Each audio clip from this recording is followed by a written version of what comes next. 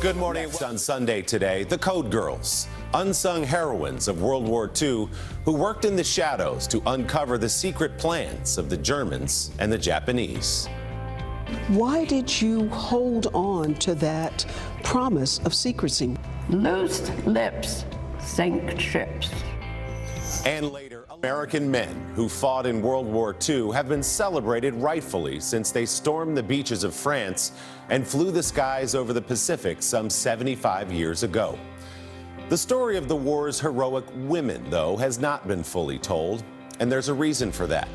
The Code Girls, whose smarts helped to thwart German and Japanese efforts, were told not to speak about their work, and they have not, until now.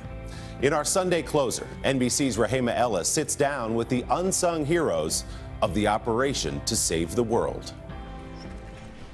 Trusted keepers of the nation's secret work enter the Library of Congress. Women in their 90s and others remembered by family members. Hidden from history, but now the first national celebration for the female code breakers of World War II. I think of the Code Girls as the hidden figures of the greatest generation. We were a nation at war. We were. And so secrets were vitally important. Absolutely. Did you feel compelled to join this effort? Well, I wanted to do something to end the war because so many of my family members were involved in it. I felt very, very privileged to have this opportunity. The deadly attack on Pearl Harbor caught the nation off guard.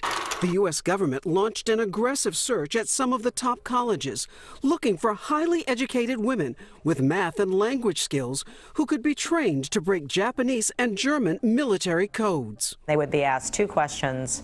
Do you like crossword puzzles, and are you engaged to be married? Over 11,000 women made their way to Washington, D.C.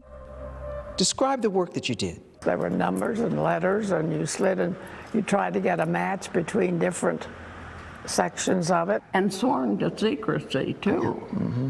So I never told anybody. My folks never knew what I did. Why did you hold on to that promise of secrecy? Loose lips sink ships.